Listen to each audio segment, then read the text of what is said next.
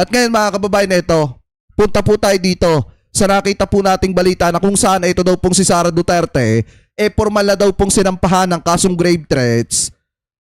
Grave threats mga kababayan, patungkol daw po sa ginawang pagbabanta sa buhay ng presidente, ng First Lady at ng former House Speaker. So sabi po dito, formal nang sinampahan ng kasong grave threats si pangalawang Pangulong Sara Duterte sa Regional Trial Court ng Quezon City ngayong Martes kaugnay sa mga pahayag ni Duterte laban kay Pangulong Ferdinand Marcos Jr. noong Nobyembre 2025. Kinumpirma ito ni Department of Justice spokesperson Attorney Polo Martinez sa isang pahayag kaninang hapon, 11 ng Agosto. Ayon kay Martinez, after preliminary investigation, ang nangyari po is nakita po ng ating prosecutors is that there was a prima facie evidence with reasonable certainty of conviction to indict the Vice President mga kababayan for the crime of grave threats again by the means of cyberspace mga kababayan. Sabi pa dito,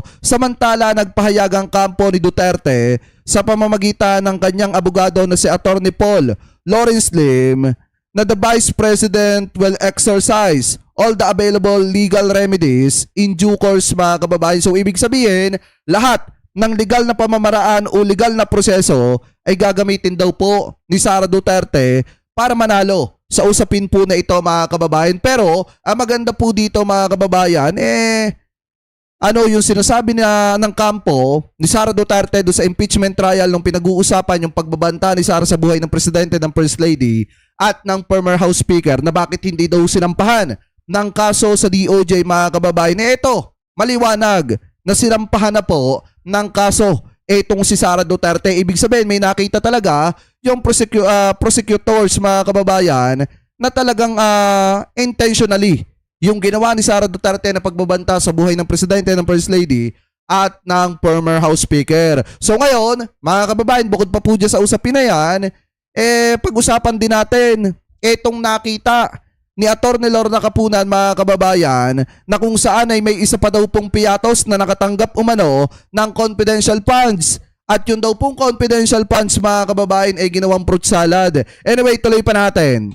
At ang mga pangalang nasa resibo na tumanggap ng confidential funds ayon sa prosekusyon. Meron kasing apelidong Kamote, Mangga, Keso at iba pa. Meron ding kapangalan at kaapelyido ang misis ni Presiding Officer Cheese Escudero. Nasa frontline ng balitang yan si Mean Los Baños.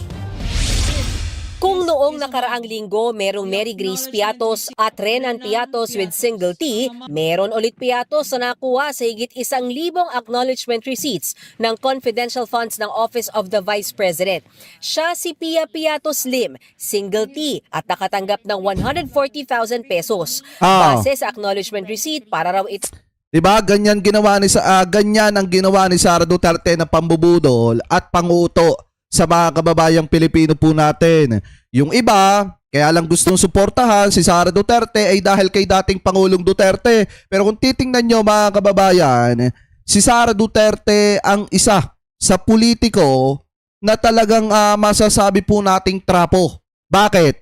Sa kabila ng mga sinasabing ang laban nila ay para sa bayan, maliwanag naman na yung laban nila ay para sa pagkapal ng kanilang bulsa, hindi talaga para sa bayan. Ano po, so ngayon tuloy pa natin. Ito sa biniling impormasyon ng OVP kay Piatos Lim. Pero hindi lang yan ang kinwestiyon ng prosekusyon dahil meron pang Ralph Josh Bacon, Anong Pauco at Hart Santiago. Kaya si Attorney Capunan napakomment. Bacon. Okay. Alas 12 na, gutom na tayo. Kanina, Madam Witness, merong Pauco at merong Hart. Tinanong mo ba kung sino ito at kung related sila sa presiding officer natin? Hindi po. Hindi naman. Bakit hindi? Bakit hindi ka nag-verify ng mga pangalan? May pagkain na Bacon, may parang kamag-anak ni Hart. Why did you not verify the names in this 1,049 acknowledgement receipt? Grabe, no? Paliwanag ni COA Auditor Sailin Del Campo sa muli niyang pagtestigo sa impeachment trial, compliance audit ang ginagawa ng COA. ichine-check po namin kung compliant ba sa joint circular at kompleto at proper ba yung mga liquidation documents po na sinasubmit sa amin. Sa pagbusisi pa ng mga resibo, pinuna ni Kapuna ng ilan sa mga apelyido ng mga nakatanggap umano ng Confi Funds ni VP Sara. Mga tunog, politiko raw kasi. Kamag-anak ata to ni Senator Bong Revilla. Beth Revilla! Merong Beth Revilla, Clarice Honteveros, Jose Jocno Jr., dalawang Lapid gaya ni na Diane Maple at John A. Lapid. Nag-submit ba ang Office of the Vice President para patunayan talaga na itong medical, grocery, etc. tables talagang ginamit sa confidential funds? Wala pa po silang naging action after ma-receive nila ito. Ayon sa testigo, ito ang mga resibong ibinigay ng OVP para i-justify ang paggamit ng kanilang Confi Funds. Kasunod yan ang inisyong Audit Observation Memorandum ng COA nang makitaan ng OVP ng paglabag sa paggastos ng confidential funds noong first and second quarter ng 2023. Grabe, no? Umabot si Del Campo sa pag-evaluate ng Confi Funds ng OVP hanggang third quarter ng 2023. Ang mga pangalan naman sa AR, Beverly Claire Pampano, Matthew Queso, Xiaomi 8, Jay Camote at Miggy Mango. Gumawa ata ng fruit salad dito. May kamote, may mangga, may keso. P-1-8, 2262, Miggy Mango. For Biruin nyo, yung Miggy Mango, mga kababayan, nakatanggap ng 50,000 pesos. 50,000 pesos. Ano ang masasabi mo dito, Madam Witness? Yung mga acknowledgement receipts po na purchase of supplies and Eto mga kababayan baka naman yung mga tumanggap talaga, eto bigyan natin ng benefit of the doubts. Baka nga mga kababayan, may mga nakatanggap talaga nito po mga confidential funds na ito na nakalagay sa acknowledgement receipt. Ano po, baka mamaya yung Jay Camote, Jay Guevara pala. Baka bayad pala yun doon sa vlogger monthly. Di ba mga kababayan? Baka yung si Miggy Mango, baka pala si Boss Dada yun. O di ba? Baka yung si Mary Grace Piatos, baka pala si Maharlika yun. Di ba mga kababayan? Baka ibinahid sa mga vlogger, yung mga ano na yan, kaya hindi masabi ni Sara Duterte kung saan pinagdadadala. Di ba? Anyway, tuloy pa natin. purchase of supplies, hiningan ko po ng additional documentation to ascertain po na ipinambili po talaga ito ng supplies. Sa huli, dahil daw sa mga violation na nakita ng COA sa mga paggamit di umano ng Confi Funds ng OVP, ay nag-issue ng Notice of Disallowance na halagang 375 million pesos o buong Confi Funds sa loob ng 3 quarters ng 2023. Nagsumiti rin daw ng Intel Operation. Biruin nyo mga kababayan na maliwanag naman ang sinabi kanina na may pananagutan etong si Sara Duterte sa 375 million confidential funds. Report ang Office of the Vice President sa COA bilang patunay na nagkaroon ng successful intel gathering gamit ang mga detalye na ibinigay ng mga informants na binayaran nila gamit ang confidential funds. Sa nasabing report, nakasaad daw ang mga aktibidad na dinaluhan ng Vice Presidente at ang mga posibleng threat doon. Pero nakulangan dyan ang COA. Ang tanging sinasabi lang daw kasi ng mga dokumento ay walang untoward incident na nangyari sa bise sa pagdalo niya sa iba't ibang aktibidad sa iba't ibang bahagi ng bansa. Ang mga naka-attach daw na dokumento na proof of success para sa intel gathering, Mga meetings, mga attendance po sa mga festival, ganun po. Tsaka yung mga engagement din po ng satellite offices. Satellite office po nila sa Bacolod, ang nakalagay po rito na activity nila is provided rice bags to Morsha fire victims. Baka confidential ang rice victims na yan. Tupad beneficiaries at BCNHS Gym, Dole, Tupad payout. pero pagilinaw ng testigo, hindi dyan ginamit mismo ang confidential funds, kundi sa surveillance activities na ginawa bago dumalo sa mga activities na yan ang bise. Sinabing there were no untoward incidences. Hindi ba evidence of success yun? Walang yung mga komunista, yung mga terorista, imbis na nag-away-away, tumanggap na lang ng rice pack, tumanggap na lang ng tupad. Ang hinahanap po kasi is payment of rewards. Meron bang dun sa probable threat na yun, may nahuli ba? Parang ganun po. Yun ang magwa-warrant ng payment of rewards po. At wala kang ganon Yun po ang na hindi nakita hindi sa po evaluation mo, Madam Witness. Opo. Kasi biruin nyo mga kababayan yung iba palang ibinigay na dokumento ng OVP at saka ng DepEd nung panahon na si Sara Duterte ang secretary, yun palang pinaggamitan nila ng ibang confidential funds. Ano pala mga kababayan, yun pala about do sa mga surveillance ng lugar na pupuntahan ni Sara Duterte. So ibig sabihin ginagastusan pala natin ng napakalaking halaga. Ano po yung seguridad ni Sara Duterte mga kababayan, pero wala namang ginagawang matino dito sa ating bansa. Biruin nyo gumagastos ang taong bayan ng milyon-milyon para po protektahan yung vice-presidente na wala namang ginagawang matino dito po sa ating bansa. Napaka-unfair niyan sa mga kababayang Pilipino po natin. Pagdating naman sa mga AR ng Department of Education, natalakay sa impeachment na permado ang mga ito pero iba-iba ang mga petsa. Kaya tanong ni Attorney Kapunan, mala Superman ba ang Special Disbursing Officer? Kung hindi man Superman ang isang SDO, kaya ba niyang puntahan? Sa palagay mo, Your Honor, please. lahat na ito. Your Honor, please. Yes, Council Correspondent. The question is speculative, Your Honor. What is speculative about Superman? He can fly anywhere It's in one day. hypothetical. Nagmanifest si Kapunan na huwag itong tanggalin sa record ng hearing. Nagbabalita mula sa Frontline, Mean Los Baños, News 5. Di ba mga kababayan kanina, actually kahapon, nung nag-testify mga kababayan yung witness na taga-COA, etong si Ma'am Sailin mga kababayan, di ba maraming naibulgar, ginamit sa mga Christmas party, tree planting, yung mga confidential funds ni Sara Duterte. Ngayon mga kababayan, yung dumipensa, pero nagkibit balikat na lamang mga kababayan dun sa mga inilabas na patunay nito pong COA witness. So ngayon ito, i-play po natin kasi sabi po dito, dumipensa, confidential funds ginamit daw po sa seguridad ng event, hindi daw po sa party. Ipinagkibit balikat lang ng defense team ang paggabunyag sa ilan sa mga pinagkagastusan ng confidential funds ni VP Sara. Yan ang agenda report ni Dexter Ganibe live mula sa Senado. Dexter, ano ang sabi ng depensa?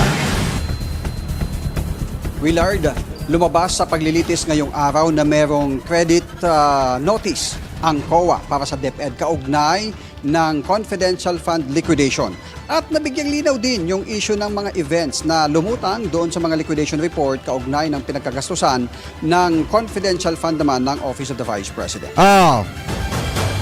Hindi kinabahala ng depensa ang pag-highlight ng prosekusyon sa ilang aktibidad na nakalista kung saan ginastos ang confidential fund ng Office of the Vice President at ng DepEd, gaya ng tree planting, Christmas party at iba pa. Sabi ni Attorney Michael Powa, tagapagsalita ng defense panel, na ipaliwanag naman ni Sailin Del Campo ang pinagkagastusan sa mga nasabing event.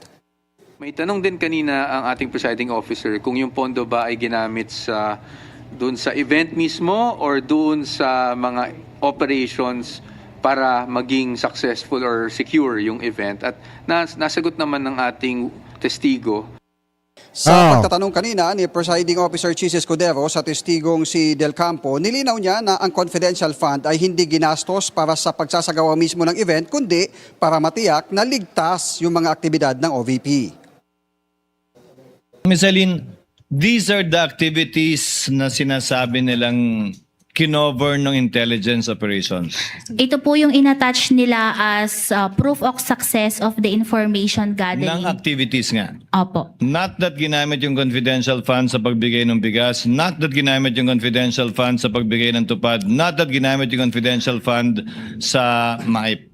Opo. Bale po, ito yung naging activities ng Vice President po. Pero hindi po yung confidential fund yung ginamit dito. Na naging ligtas siya, ika nga. Opo, base parang sa protective conducted activities. surveillance activities po sa mga programang ito. Okay. Ang purpose nga mga kababayan, kaya may confidential funds, ang isang departamento like yung sa presidente, sa presidente mga kababayan at doon sa ibang mga government agencies dito sa ating bansa na may confidential funds, ay para masigurado yung peace and order mga kababayan. At lalong-lalo na para mapigilan din yung pag-atake or paglaganap ng terorista dito po sa ating bansa. So ngayon mga kababayan, ang tanong kasi dito, 'di ba sinasabi na nagbigay ng seguridad do sa tree planting ni Sara Duterte mga kababayan. So paano nakatulong 'yon para mapigilan nga yung paglaganap ng terorista dito po sa ating bansa? Yan po kasi yung tanong diyan eh. Kasi 'di ba ginamit nga yung confidential funds para daw po lagyan ng security yung tree planting. Paano nga makakatulong 'yon para mapigilan yung paglaganap ng terorista dito po sa ating bansa? Yung ginawa nga ni Sara Duterte, like yung mga Christmas party, wala namang kabuluhan yun. Nauna rito, maring tinutulan ng depensa ang panukalang pag-stipulate sa mga ebidensyang hawak ng prosekusyon. Sabi ni Defense Counsel Attorney Christine Ferrer, hindi naman mapapabilis ang trial proceedings kahit pa ikumpara nila ang kanilang hawak na exhibits o documentary evidence. Sabi pa ni Ferrer na malinaw naman na niya sa rules ng impeachment court na hindi naman required. Ay, thank you po sa mga naglalike ng ating live streaming. Maraming salamat po sa inyo mga kababayan.